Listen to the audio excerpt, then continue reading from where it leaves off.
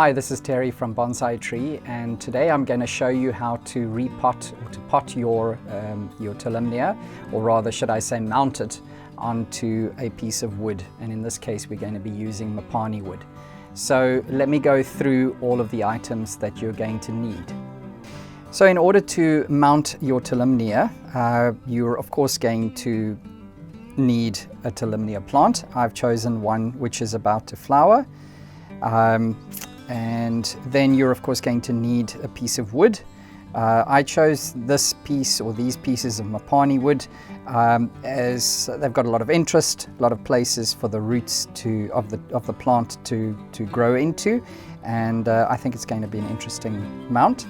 But other than mopani wood, some of the options are of course your cork bark and or just a piece of wood. You really don't need anything fancy, whatever you have available.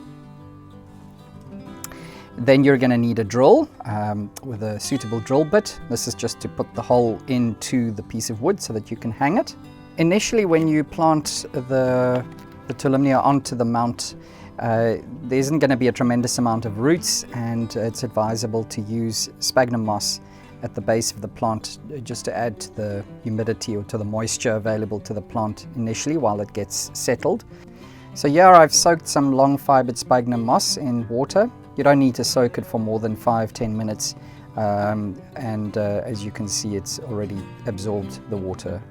To secure the plant onto the mount, I use raffia. It's a natural biodegradable material, and I think it looks aesthetically pleasing as well. Some people prefer to use wire or twine, but raffia is my suggestion. And then for hanging the plant, I use an anodized aluminium wire. Again, it's got a nice color and it won't rust, and it's easy to work with. It's quite flexible. And then of course you're going to need a plant marker, just to make sure that you remember what it is what plant you have, especially if you've got a big collection of Tolumnia. You're going to need to mark them. You're going to need a pair of scissors and a wire cutter, and that is about it. First, let's make the hole so that you can hang the mount after you've planted or affixed the Tolumnia orchid to the piece of wood. After drilling the hole, we're going to put the wire through the hole and secure it in position. And you can use a pair of pliers to do this. And then depending on how much it's going to hang, just cut the wire at a suitable length. And then you can bend it over, and that can hook onto a cup hook or whatever position it's going to hang from. Next, we need to remove the Tolumnia from the air pot that it is shipped in. You need to be very careful of working with the roots because they are very brittle. So the best is to soak them, or to make sure that the plant is thoroughly watered and that the roots are softened before you do this. And then once you're ready, carefully remove the plant from the air pot. You will break some roots, but that's fine. The plant can recover from that, but do try and keep as many roots as you can. Then it's great if your wood has some kind of natural depression in it, because that makes an ideal position in which to place your plant.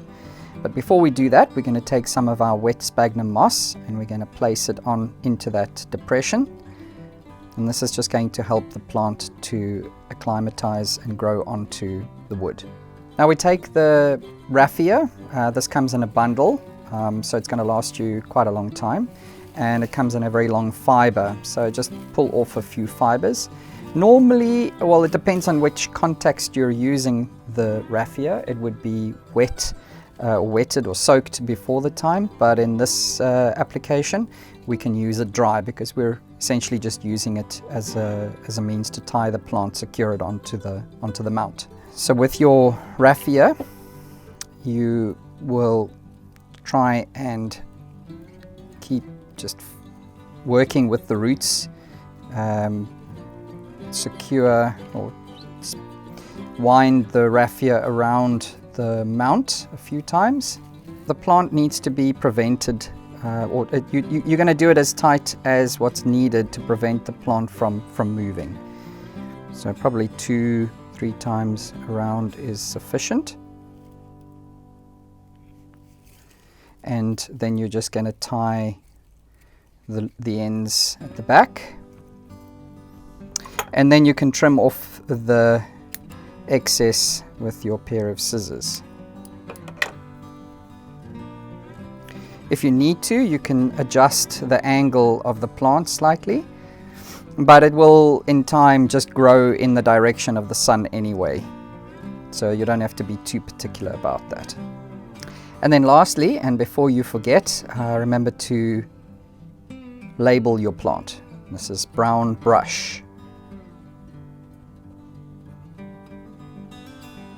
Then just slip the plant marker onto the plant, and you can now identify your Tolumnia.